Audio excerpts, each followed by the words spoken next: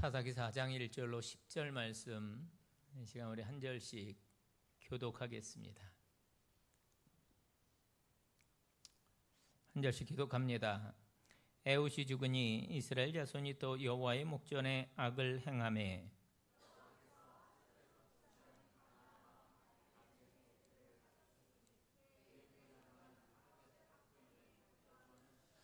야빈 왕은 철병국 900대가 있어 20년 동안 이스라엘 자손을 심히 학대했으므로 이스라엘 자손이 여호와께 부르짖었더라.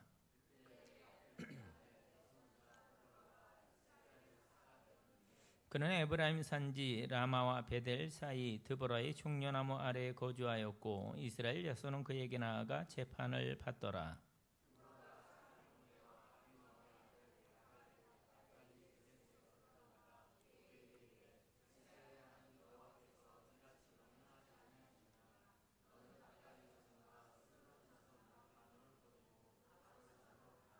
내가 야빈의 군대 장관 시스라와 그의 병거들과 그의 무리를 기손강으로 이끌어 내게 이르게 하고 그를 내 손에 넘겨주리라 하셨느니라.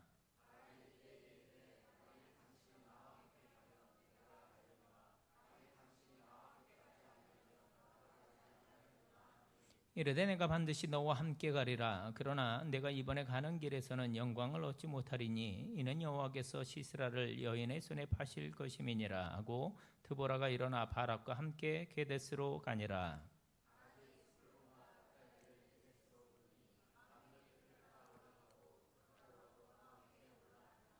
아멘. 사사기 말씀을 나누면서 우리가 절대로 잊지 말아야 할 중요한 전제가 한 가지 있었는데 그것은 곧 사사기의 주인공은 누구시다? 하나님이시다라는 사실입니다. 우리는 지난 사사기 3장에서 두 명의 사사 에훗과 삼가를 만나보았습니다. 오른손을 쓰지 못했던 에훗 그리고 평범한 농부였던 삼가를 하나님께서 어떻게 사용하셨는지 우리 함께 살피면서 은혜를 나누었어요. 우리가 에훗에게서 배웠습니다. 우리의 약점 때문에 하나님 그분을 의지한다면 그때 우리들의 약점은 강점이 된다 이런 말씀을 드렸어요. 또 삼갈에서 보듯이 우리의 평범함 때문에도 우리가 하나님을 의지할 수 있다면 그 우리들의 평범함 또한 하나님의 일하시는 통로가 된다라고 말씀드렸어요. 자, 그런데 우리가 이 사사기를 통해서 이런 예들을 하나 둘 이렇게 계속 지켜보면서도 여전히 주저하고 계시는 분이 계실지 모르겠습니다. 목사님 아무리 그러셔도 아무리 그렇게 애를 쓰셔도 저는 아닙니다. 이런 분들이죠. 저같이 부족한 사람은 하나님이 사용하실 수가 없습니다. 이런 분들 말이에요. 그런데 우리 하나님이 그런 분들을 모르실 리가 없죠. 그래서 하나님은 우리가 그런 핑계를 다시는 대지 못하도록 또 다른 사사 하나를 세워주시는데 그가 바로 오늘 우리가 살펴볼 여자 사사 드보라입니다. 예전에 제가 알고 있던 유머인데 여러분 한번 들어보세요. 여러분 우리 애처가가 뭔지 알아요? 그렇죠? 애처가. 아내를 지극히 사랑하는 남편. 애처가라고 그러죠. 맞습니까? 좀 호응 좀 해주세요. 여러분 졸지 마시라고. 서로 이렇게 얘기해야지 졸지 않아요. 또 우리들 중에 많은 분들은 경처가를 아실 겁니다. 경처가가 뭐예요? 아내를 하늘처럼 이렇게 떠받드는 사람입니다. 우리 교회도 몇 분 계신가요? 몇 분 계실까? 아내분들이 더 잘 아시겠죠? 내 남편은 경처가다. 없으신가요?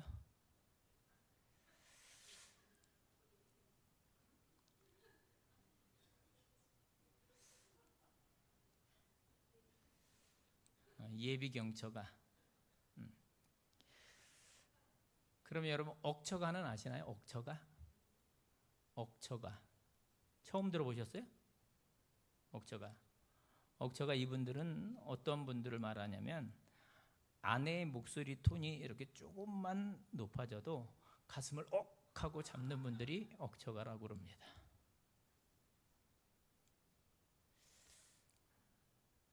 경처가도 안 계신데 억처가는 더더욱 없으시겠죠.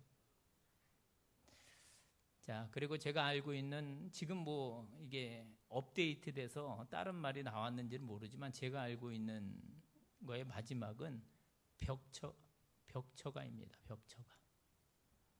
벽처가. 이분들은 아내가 휙 이렇게 돌아보면 벽에 이렇게 탁 달라붙는 분들이라고 그래요. 그분들이 벽처가라고 합니다. 이런 이야기가 회자되는 걸 보면 우리가 21세기에 살고 있는 것 맞습니다. 과거에 비해 여성분들의 지위가 많이 신장된 것이 사실이에요. 그렇죠? 여러분 우리 뭐 김영자 집사님이나 이소영 권사님이나 이렇게 연세가 좀 되신 분들 과거에는 이런 일들은 상상도 못했어요. 그렇죠? 그런데 지금 시대는 많이 바뀌었습니다. 지금 과거처럼 그러면 큰일 납니다. 못 살아요. 정말 우먼 파워가 많이 놀랍습니다. 근데 이건 21세기인 오늘의 이야기죠. 오늘의 이야기. 자, 그 옛날 사사시대, 그것도 이스라엘에서 여자가 사사가 되어서 이스라엘 백성들을 이끈다? 여러분 이건 아무도 쉽게 생각할 수 없는 그런 일입니다. 여러분 실제로 유대인 남자들은 아침에 일어나서 이런 세 가지 기도를 올려드렸다고 합니다. 첫째, 하나님 내가 이방인으로 태어나지 않아서 감사합니다 였고, 두 번째가 여호와여 내가 종으로 태어나지 않아서 감사합니다 였고, 세 번째 그래 여호와여 내가 여자로 태어나지 않아서 감사합니다. 이렇게 세 가지 기도를 드렸다고 그래요. 그만큼 그 당시 여인들의 사회적 지위는 낮았고 또 그들의 활동에는 제약이 많았다는 거예요. 그런데 그런 상황에서 한나라를 구원하는 사사가 여자 드보라라는 이름하에 일어나게 되었다니 하나님께서 이 과정들을 통해서 우리들에게 말씀하시는 바는 분명합니다. 맨 처음에 말씀드렸던 이 사사기의 주인공이 하나님이시라는 것이 이 드보라를 통해서도 여전히 드러나고 있다라는 것이죠. 오늘 본문은 이렇게 시작합니다. 에훗이 죽으니 이스라엘 자손이 또 여호와의 목전에 악을 행하매. 여러분 오늘 본문을 펼치면 사실 저는 좀 짜증이 나요. 이게 뭐 이스라엘 이 사사 시대의 이스라엘 백성들의 이 패턴이기도 합니다만 좀 짜증이 납니다. 왜냐하면 도대체 이스라엘 백성들이 어쩜 이렇게 말을 안 들을까? 어쩜 이렇게 말을 안 들을까?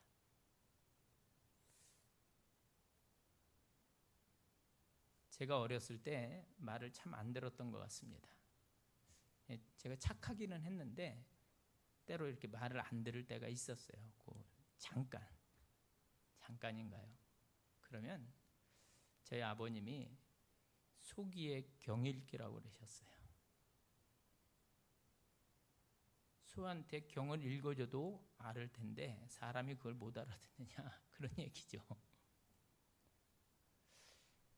자, 이스라엘 백성들 그렇게 두드려 맞고 부르짖으면 하나님이 다시 구원해 줬다가 평화가 오면 또다시 하나님을 떠나는 일, 이걸 이렇게 반복하는 걸 보면 야 이젠 그 정도 됐으면 알아서 해야지 어쩜 이렇게 어리석은 짓을 반복하냐, 참 답답하다. 우리 충분히 그렇게 생각할 수 있어요.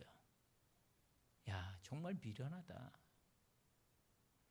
이게 이스라엘 백성들을 향한 우리들의 평가입니다.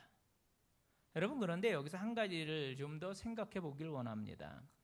사사기에 이스라엘 백성들이 하나님의 백성으로서의 본연의 그 자리를 잊어버릴 때 하나님이 여지없이 행하셨던 것이 하나가 있어요. 그것은 그때마다 이방인의 압제라고 하는 표현을 제가 썼는데, 하나님 표현에서는 이스라엘 백성들을 보호하고 있던 하나님의 손을 잠깐 그냥 놓으시는 거예요.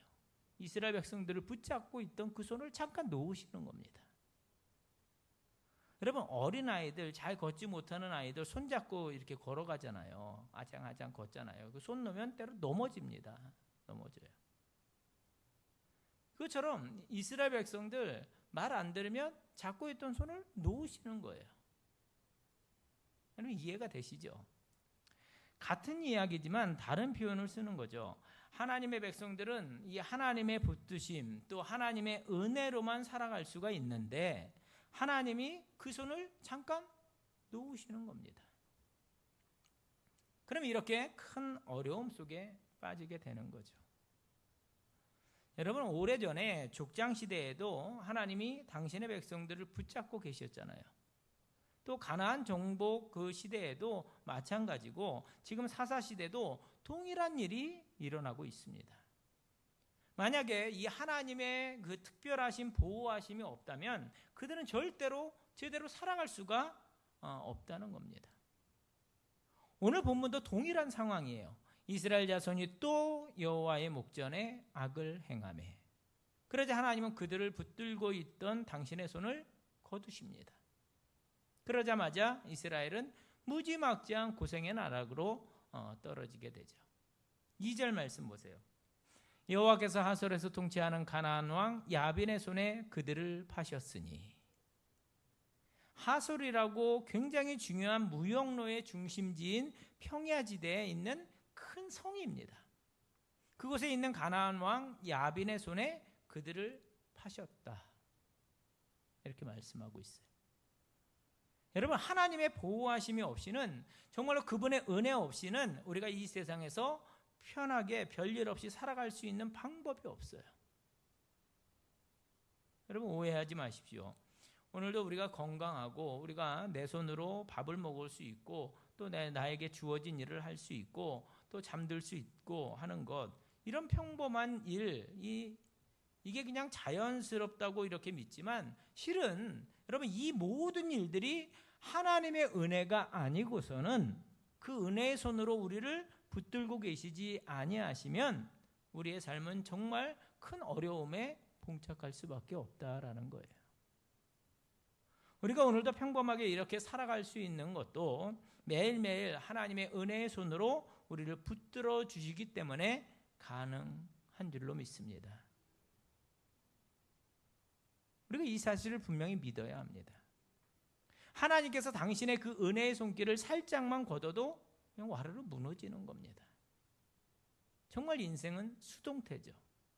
내 힘으로, 내 능력으로, 내 뜻대로 여러분 어림도 없습니다.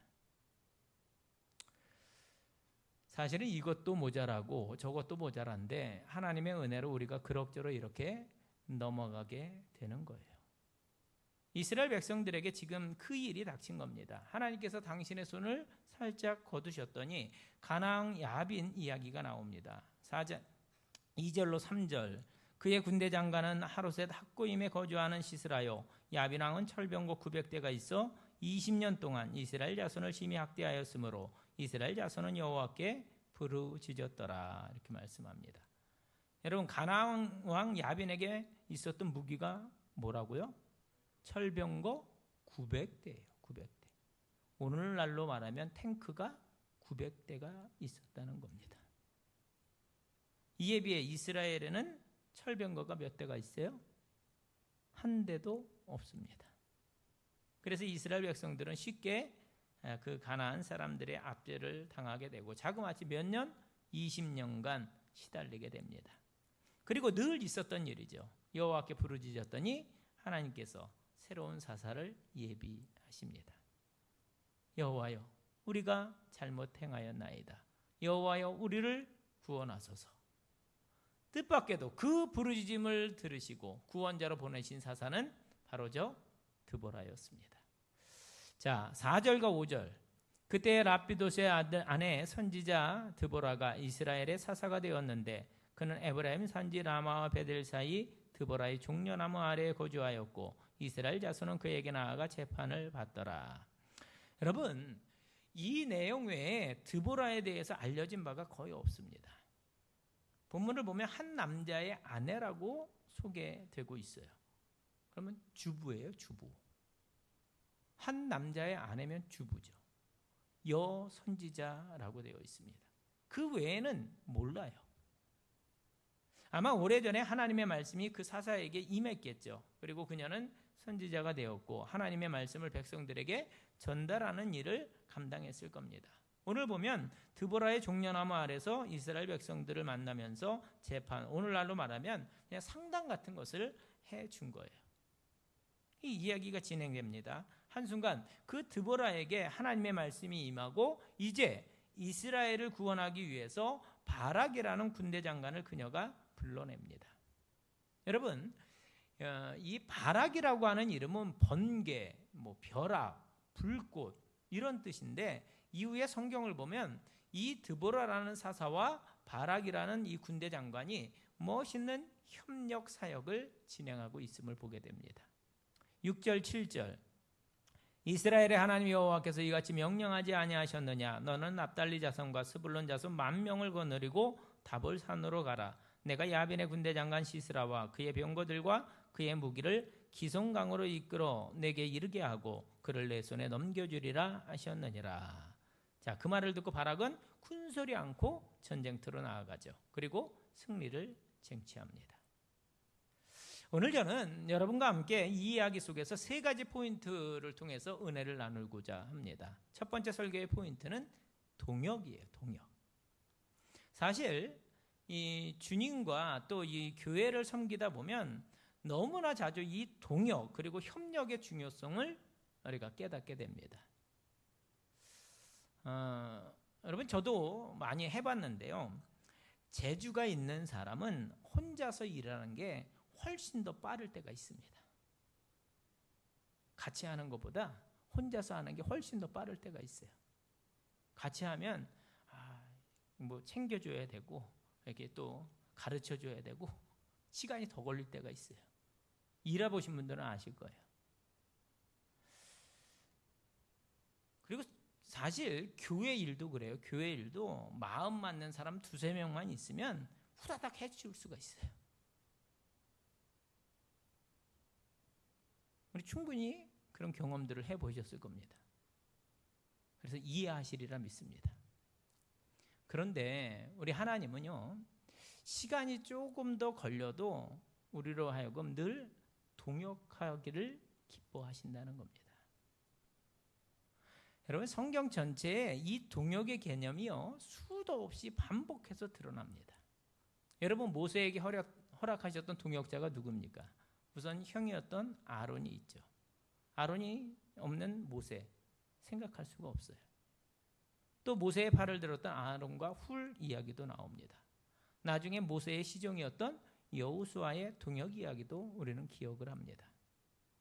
신약에 보면 예수님께 용신할 수 없을 만큼 많은 무리들 가운데 쌓여서 하나님의 말씀을 이렇게 전하고 계신데 중풍병자 하나가 친구들에 의해서 지붕이 뜯겨지고 이제 침상채로 이렇게 밑으로 쭉 내려가는 그런 이야기를 우리가 알고 있습니다. 여러분 저는 그 장면을 이렇게 상상해 봅니다. 그때 그 4명의 친구들이 4 모퉁이를 이렇게 붙들었겠죠. 침상 이렇게 있으면 4 모퉁이를 줄을 해서 붙들었겠죠. 그러면 이 4명의 친구들이 이걸 잘 협력하지 못했다면 만약에 한 사람이 더 빨리 내리거나 그러면 이 환자가 떨어질 수밖에 없는 거예요.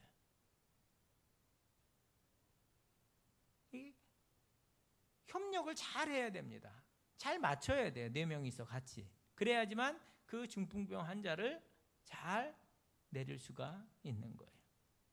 서로가 서로에게 눈을 맞추고 또 마음을 쓰고 또 때로는 서로 이야기를 해가면서 때로는 한 박자 늦추기도 하고 빨리 하기도 하면서 그렇게 속도와 밸런스를 맞추는 것이 필요하다라는 겁니다. 여러분 분명히 기억하시기 바랍니다. 혼자 하는 게 스피드가 나요. 하지만 하나님의 일에는 협력이 필요하다. 그리고 그 관계를 통해서 당신의 일을 진행해 가십니다. 우리에게 주신 은사가 다 달라요. 그런데 그 은사들을 가지고 연합하며 하나님의 교회를 세워가는 것입니다. 여러분, 저는 오늘 이 드보라와 바락의 이야기에서 동역의 개념을 먼저 기억하길 원합니다. 오호, 내가 남자인데 바락이 이러고 나오지 않았습니다. 내가 사사인데 드보라가 이렇게 나오지 않았어요. 각자 자기에게 맡겨진 사명을 감당을 했습니다. 그러므로 사랑하는 성도 여러분, 주님이 또 주님께서 허락하신 이 믿음의 여정을 우리가 이렇게 잘 달려가고 있는데, 각자의 주어진 그 은사를 가지고 열심히 섬기면 되지, 다른 분들이 하는 모습을 가지고 평가하고 채점하고, 여러분 절대 그러지 마시고 우리 각자의 은사를 가지고 연합해서 동역을 잘 이루는 우리 용인제일교회가 되시기를 축복합니다. 동역이 중요하다라는 거예요. 자, 다시 본문으로 돌아가 보면 그 다음 이야기가 나옵니다. 하나님의 말씀이 바락에게 전해집니다. 1만 명을 모아가지고 다볼산으로 가라. 그 다음이 7절이죠. 내가 야빈의 군대 장관 시스라와 그의 병거들과 그의 무리를 기송강으로 이끌어 내게 이르게 하고 그를 내 손에 넘겨주리라 하셨느니라. 여러분, 여기서 무엇이 중요한가 하면 하나님께서 먼저 확신을 주고 계시다는 거예요. 확신. 이렇게 될 것이라고 확신을 줍니다. 내 손에 넘겨주겠다는 거예요. 그러면 바락이 그 얘기를 듣고 믿고 그 다음에 가는 겁니다. 예, 알겠습니다 하고 저가 가요. 여러분, 이 순서가 중요하다라는 것을 말씀드리는 겁니다. 마르다와 마리아의 가정에 나사로가 죽었어요. 슬픔과 절망 가운데 빠져있던 그들에게 예수님께서 오셔서 말씀합니다. 내가 믿으면 하나님의 영광을 보리라.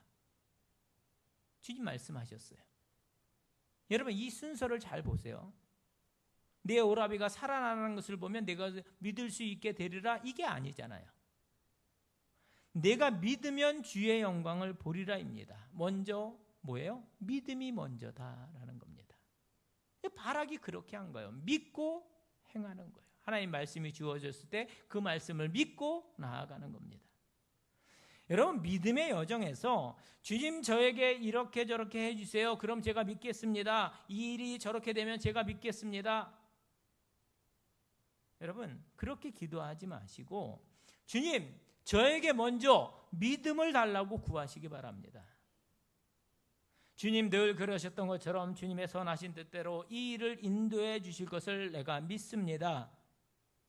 그 믿음의 눈으로 내가 이 상황을 먼저 보고 내 발을 내뻗게 하여 주시옵소서. 여러분, 그렇게 기도하시기 바랍니다. 지금 바락에게 주어진 말씀이 이겁니다. 먼저 다볼산으로 가라는 거예요. 철병거 900대가 있든 말든 상관하지 말고 내가 그들을 내 손에 붙이겠다, 먼저 말씀하셨습니다. 그리고 그가 그 말씀을 믿고 나아가서 승리를 취하게 됩니다. 여러분, 성경 전체에 계속해서 이런 말씀이 이어져요. 너희가 세상에서 환난을 당하나 담대하라, 내가 세상을 이기었노라. 담대하라, 내가 세상을 이기었노라. 여러분, 이 말씀을 믿으시기 바랍니다. 하나님, 나는 이 말씀을 믿습니다 하고 집에 돌아가셨는데 집안의 상황이 별로 안 좋아요.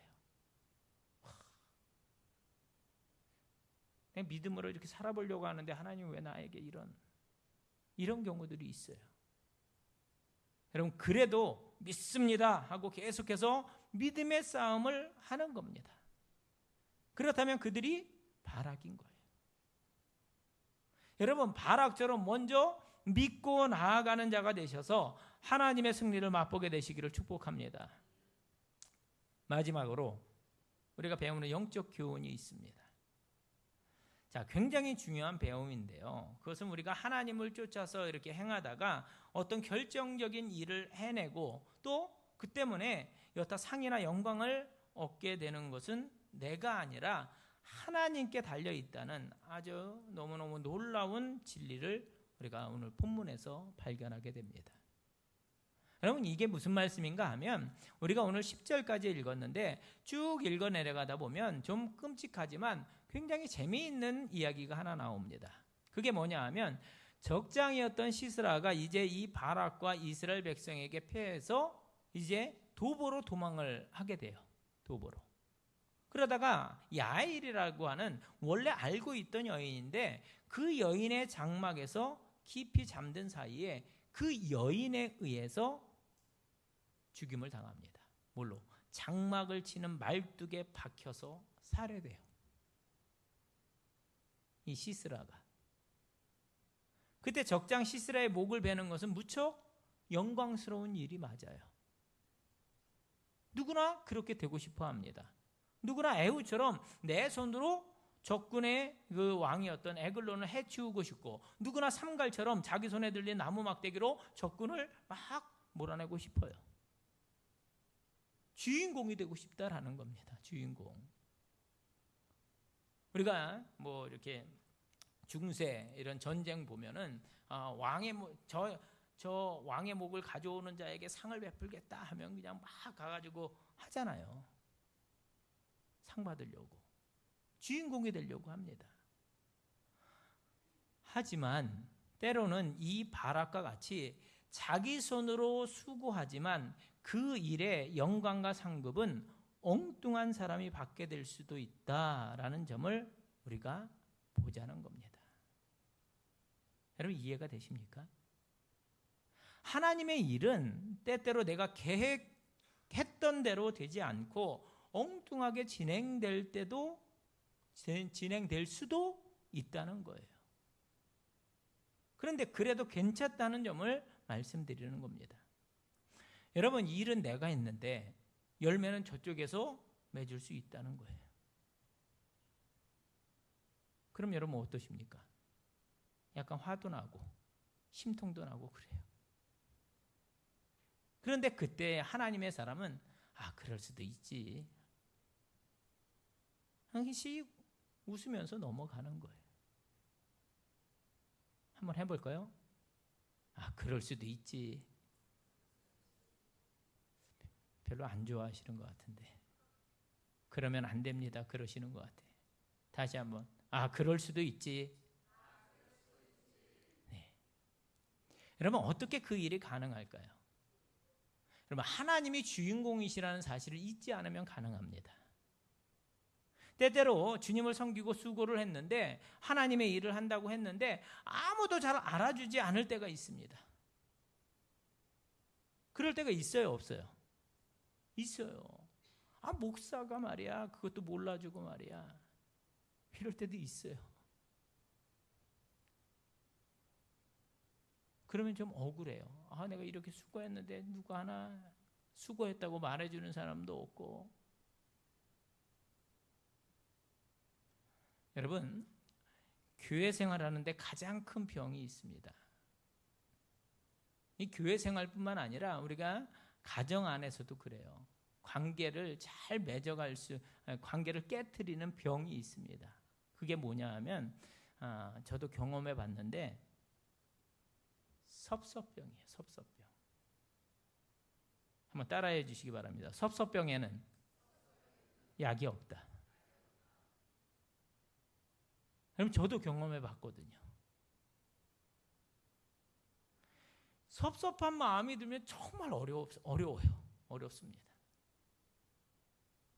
그래서 여러분, 제일 좋은 방법은 전에 말씀드렸던 것처럼 수리형이 아니라 정비형이라고 말씀드렸죠. 섭섭병에 걸리지 않도록 하는 게 가장 중요하다라는 겁니다. 그게 믿음의 싸움인 거예요. 여러분 아십니까? 제가 청기 누설을 하나 하려고 그랬는데, 여러분, 신비한 건요, 교회 일은 열심히 해도 별로 티가 안 나고 안 해도 별로 티가 안 난다는 겁니다. 청기 누설이에요. 청기 누설. 교회 일은 열심히 해도 티가 안 나고 안 해도 티가 안 난다. 그래서 그런지 사람들이 별로 안 알아줘요. 그럼 굉장히 속이 상하는 거죠. 여러분, 드리라는 말씀은 이겁니다. 하나님의 뜻이라면, 하나님이 맺게 하시는 열매라면 내 손으로 해서 꼭 내가 열매를 맺고 내가 내 손으로 따지 않아도 괜찮습니다 하면서 고개를 숙이는 것이 진정한 겸손인 줄로 믿습니다. 왜냐하면 결국은 하나님이 알아주시기 때문에 그래요. 남들이 몰라줘도 괜찮아요. 아멘?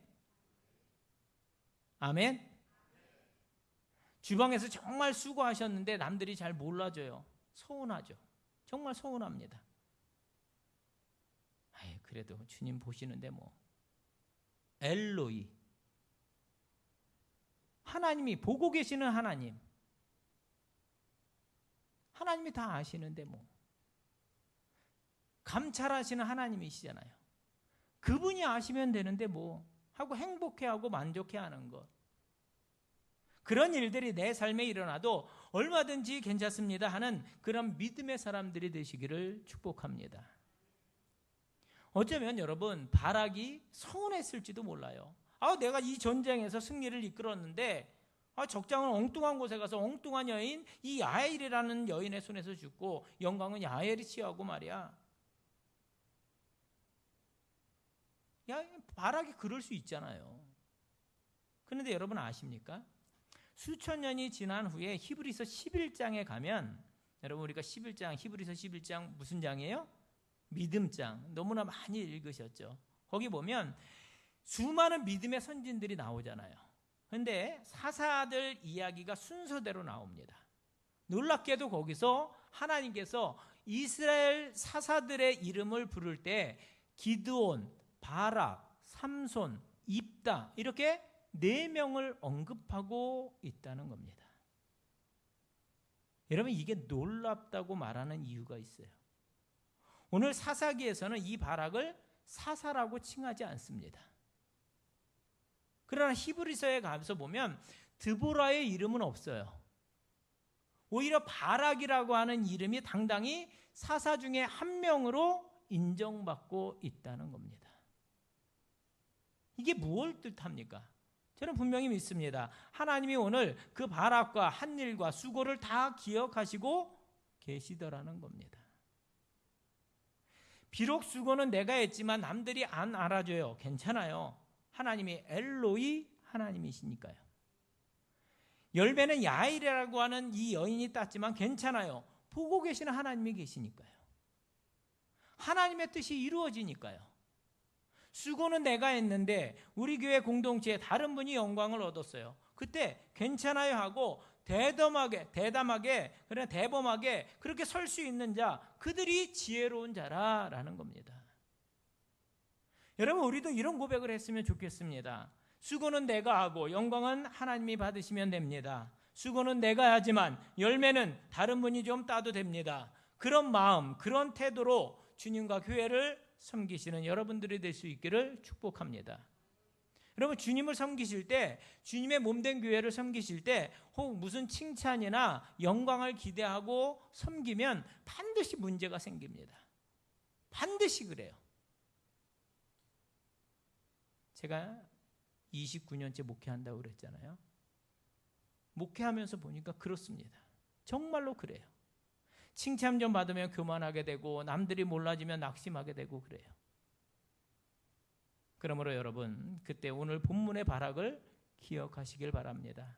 모든 영광은 하나님이 받으시고 나는 단지 그 하나님의 일에 쓰임받았다는 사실로 만족하면 결국 하나님은 그들을 꼭 기억하시고 히브리서 11장이 기록하시는 그런 축복을 우리에게 허락해 주실 줄로 믿습니다. 고린도전서 15장 58절 말씀을 우리 함께 기억하시기 바랍니다. 그러므로 내 사랑하는 형제들아 견실하며 흔들리지 말고 항상 주의 일에 더욱 힘쓰는 자들이 되라. 이는 너희 수고가 주 안에서 헛되지 않은 줄 알미라. 말씀을 정리합니다. 오늘 드보라와 바락의 이야기를 통해서 3가지를 나누었어요. 첫째, 동역의 개념입니다. 하나님은 우리가 할 수 있으면 늘 동역하기를 기뻐하신다. 둘째, 바락을 통해서는 믿으면 그대로 되리라. 믿음이 먼저이고 그 다음에 하나님의 은혜를 입는다는 사실을 함께 배웠습니다. 마지막으로 우리는 비록 우리의 수고에 대한 영광을 따로 얻지 못해도, 내가 그 열매를 따지 못하더라도 내 인생의 역사에는 늘 하나님 그분이 주인공 되시니까 엉뚱한 곳에 열매가 열려도 하나님은 다 아시니까 라는 그 생각 때문에 수고를 끝까지 감당하는 일꾼이 되어야 하겠다라는 점을 나누었습니다. 여러분, 사람은 몰라주어도 그분이 아시면 됩니다. 결국 우리를 신실하고 충성된 종으로 인정하실 것입니다. 그런 성도 여러분들이 될 수 있기를 주님의 이름으로 축복합니다.